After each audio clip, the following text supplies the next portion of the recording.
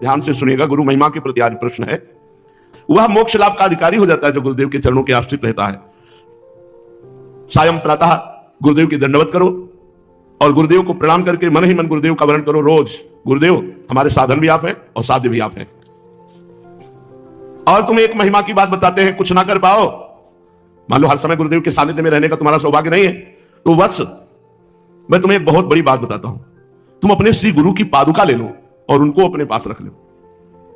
हर समय गुरु की पादुका के साथ रहो तो गुरु के सानिध्य में ही माना जाएगा। ये बहुत सुंदर बात है। सब कोई अपने गुरुदेव के समीप नहीं रह सकता।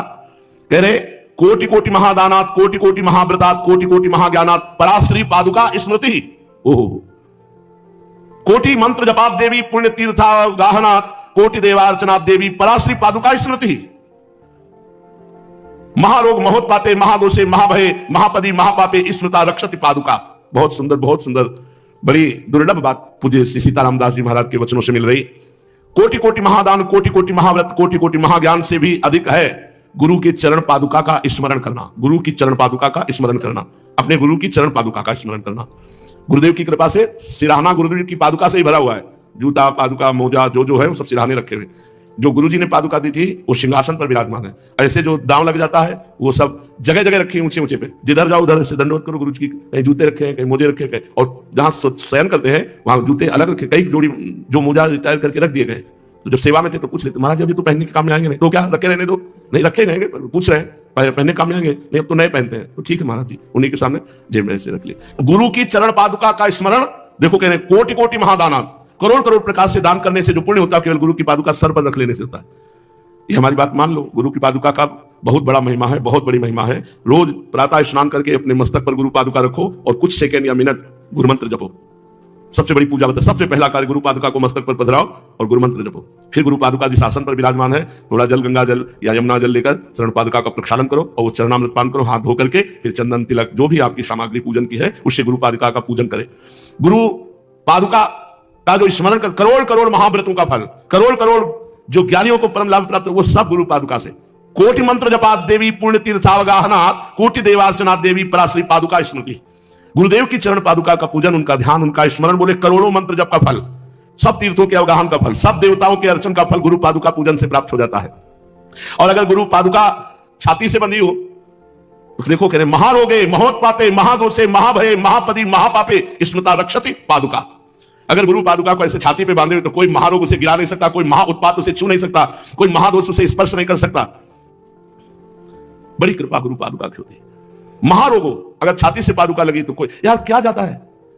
गुरु की पादुका अगर छाती पे बंधी, गुरु की पादुका हमारे पास इस शरीर के जो पिताश्री थे, धन्य है हमको कहते हैं, हल जोतते समय भी पादुका कांधे पे झोली में गुरु जी की पादुका। ऐसे सौभाग्य हमारे रहे कि ऐसे पिताश्री मिले, नंगे पैर हल जोतना, गरीब ब्राह्मण नंगे पैर हल जोतना, एक मार्किन का चला, कभी सिली बनियान नहीं पहनी, लंगोटी जैसे साधु। प्याज लहसुन तो मोहल्ले में नहीं आता था, घर की तो बात जाने दो। गुरु जी की पादुका, गीता जी और रामायण जी, ये वो हर समय ऐसे झोली एक रखते थे, झोली और ऐसे बांध लिया और हल जोत रहे। फिर जब स्नान करना हुआ तो डाल पे टांग दिया, स्नान किया सरोवर पे और पहले गुरु जी का चरणामृत लेते थे, फिर भोजन पाके फिर जो कार्य करना हो। इतना गुरु चरण पादुका से, उन्हीं से गुरु चरण पादुका के प्रति प्रीति कैसे की जाती है ये सीखा। शास्त्रों के प्रति कितनी समर्पण वृत्ति होनी चाहिए उनसे सीखा कि किसान होते हुए भी गीता रामायण कांधे पे ही रहती थी। और जब स्नान करते तो कुछ गीता के श्लोक कुछ रामायण के करके और फिर मंजीरा टेंट में रखते थे, मंजीरा त्रिपुंड लगा हुआ, हल जोते त्रिपुंड। एक बार हल जोते रहते तो कुछ लोग निकले, बोले अच्छा फंसा है बाबा जी।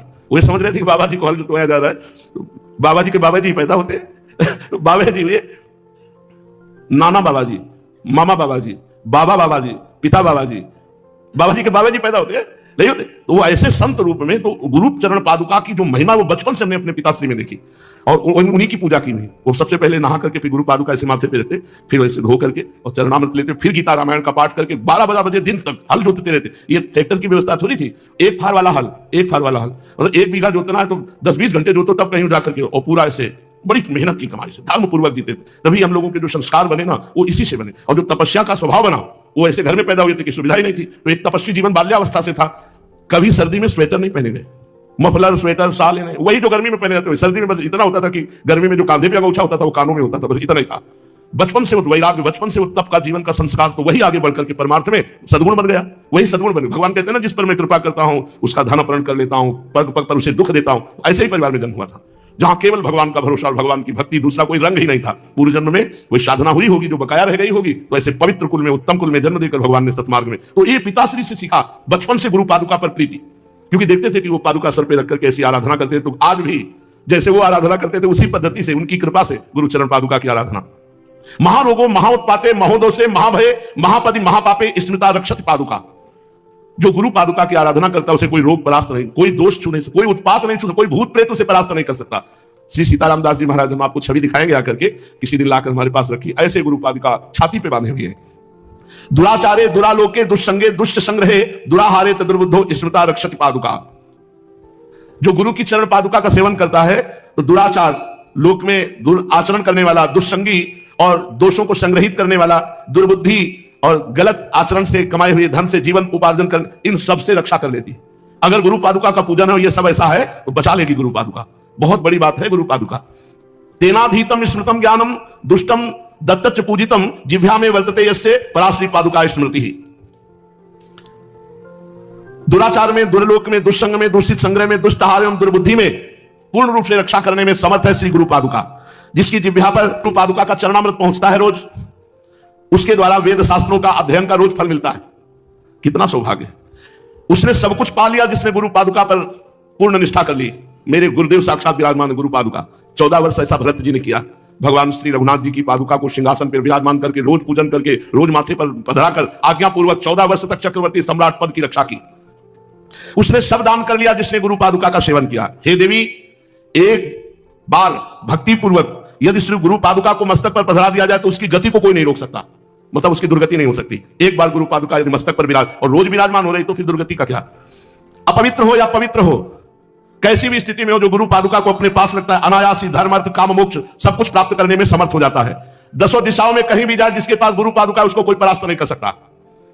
पर गुरु पादुका की महिमा तो हृदय में बैठ जाए। गुरु पादुका जैसे हम ठाकुर जी लिए डोलते हैं, ऐसे गुरु पादुका में प्रीति हो जाए। पादुका से श्रेष्ठ कोई मंत्र नहीं, पादुका से श्रेष्ठ कोई देवता नहीं, पादुका से श्रेष्ठ कोई ज्ञान नहीं, और पादुका पूजन से बढ़कर कोई पूजा नहीं। हे वत्स सुनो, तुमने गुरु पादुका की महिमा को समझा। एक बार अमीर खुसरो के गुरुदेव जी थे, बड़े सिद्ध महापुरुष थे। तो एक ब्राह्मण जो है वो गरीब था, उसको बेटी के ब्याह के लिए धन की जरूरत थी। तो उसने सोचा बाबा से याचना करते हैं, किसी भगत से दिला देंगे। बड़े धनी मानी जन आया करते थे। तो गए, प्रणाम किया और कहा, बाबा बेटी का ब्याह है, धन की आवश्यकता है, तो आपसे याचना करते हैं कि आप बेटी के ब्याह के लिए धन दे दो। बाबा ने, हमारे पास क्या है, पर तुम याचना करने आए हो तो जाओ, परसों आ जाना, ले जाना। बड़ा आनंदित होकर परसों आया। बाबा बेटी के ब्याह के लिए धन की याचना आपसे की थी। हाँ हाँ ठीक है, पादुका ले जा। अब संत ने आज्ञा की तो पादुका उठा तो ली, लेकिन निराशा हुई कि लकड़ी की पादुका, हमें तो हजारों रुपए चाहिए थे बेटी के ब्याह के लिए, लकड़ी की पादुका से क्या होगा। पर संत ने कह दिया। तो संत के वचन रहस्यमय होते हैं, उनको अपनी बुद्धि से नहीं तोलना चाहिए। पादुका सर पे रख ली और निराश होकर जा रहा था। आगे जब रास्ते से जा रहा था तो अमीर खुसरो जी आ रहे थे। उनको अपने गुरु की गंध, मेरे गुरु की, मेरे स्वामी की कोई वस्तु है आसपास, इतने वो गुरु भक्त थे, स्वयं महापुरुष थे अमीर खुसरो जी। उन्होंने अपने जनों से कहा, मेरे आका की कोई वस्तु है, मेरे गुरुदेव की कोई वस्तु है, किसके पास है। बस वो ऐसे जैसे कोई पुष्प की सुगंध से खिंचता, उन्हीं ब्राह्मण मस्तक में देखा पादुका। ये पादुका किसकी है? उनका बाबा ने पादुका दी है। बाबा ने आपको पादुका दे दी? ओहो, एकदम डूब गए। गुरुदेव ने तुम्हें पादुका दे दी? हाँ, हमको तो जरूरत नहीं थी, हमें तो बेटी के ब्याह के लिए धन चाहिए, तो पादुका मुझे दे दोगे? हाँ आप ले लो, मुझे धन दे दो। बोले 13 ऊंटों में रत्न हीरा जवाहरात, इसके व्यापारी थे वो, ये ले जाओ, मैं सेवकों से पादुका मुझे दे दो। सब जितना वैभव सब दे दिया और पादुका लेके गए। कहा गुरुदेव पादुका ले आया। बोले कितने में? उनका 13 ऊंटों के असरफी और रत्न आदि थे। तो बोले सस्ती ले आया, पर चलो रख दो पादुका। ये गुरु महिमा की, गुरु की पादुका के लिए सर्वस्व दे दिया। तो बाबा पादुका में इतनी शक्ति है, तो बाबा पादुका में इतनी शक्ति है। हाँ बेटा, साधुओं का कहना है कि गुरु जी के चरण से दिव्य तेज प्रकट होता रहता है, उससे पादुका में तेज समाविष्ट हो जाता है। और गुरु चरण सर्वश्रेष्ठ है, तो पादुका में जो गुरु के चरणों से तेज निकला, जो परमाणु निकले, वही सर्वश्रेष्ठ शक्तिमान हो जाते हैं। अपायात पाति नियतम दुष्संगात दुर्निमित्त का कामिनार्थम प्रदानम च पादुका परिकीर्तिता। गुरु पादुका अगर साथ है तो कोई आपत्ति विपत्ति नहीं पड़ सकती, कोई दुष्संग तुम्हारे ऊपर प्रभाव नहीं डाल सकता। शिष्य की शरदा रक्षा गुरु पादुका करती है, शिष्य की समस्त कामनाओं की पूर्ति पादुका जी करती है। तो पादुका की पूजा किस प्रकार की जाए? गुरुदेव बाबा बोले सबसे पहले पादुका को मस्तक पर धारण करें। शास्त्र दल कमल ब्रह्मरंध्र, यहां पादुका उठाए और ऐसे पहले मस्तक पर धारण करें, और फिर गुरुदेव का ध्यान करें मस्तक पर पादुका रखे हुए। फिर गुरुदेव ने जो मंत्र दिया उसका उच्चारण करते हुए इस पादुका जी का पूजन करें। ब्रह्मरंध्र सरसी रुहोदरे नित्य लग्न मवादात मदभुतम कुंडली विवर कांड मंडितम द्वादशाणम सरसीरुहम भजे। कोई भी बात अप्रमाणित नहीं, तस्मात् शास्त्रम प्रमाण। ब्रह्मरंध्रम सरसीरुह, यहां ब्रह्मरंध्र में पहले पादुका विराजमान करे। बाबा आप इसे समझा करके कहें तो मेरी समझ में आ जाएगा। ब्रह्मरंध्र में सरसीरुह स्थान, यहां सहस्त्र दल कमल है। यहां गुरु की पादुका विराजमान करने पर कुंडलिनी में झटका लगता है जाके। देखो दिव्य तेज का प्रभाव, भाव करो जो कुंडलिनी यौगिक क्रिया के द्वारा बहुत मुश्किल से जागृत की जाती है। जब ब्रह्मरंध्र में गुरु पादुका विराजमान करते हैं तो उसका तेज कुंडलिनी को जाकर जागृत करता है। अद्भुत कुंडलिनी के गमन पद रूप छिद्रावशिष्ट जो कांड नाल है, वहां से होकर एक चित्रणी नाड़ी निकलती है। उस नाड़ी में जाकर गुरु पादुका प्रभाव करती है, मतलब दिव्यता गुरु पादुका की।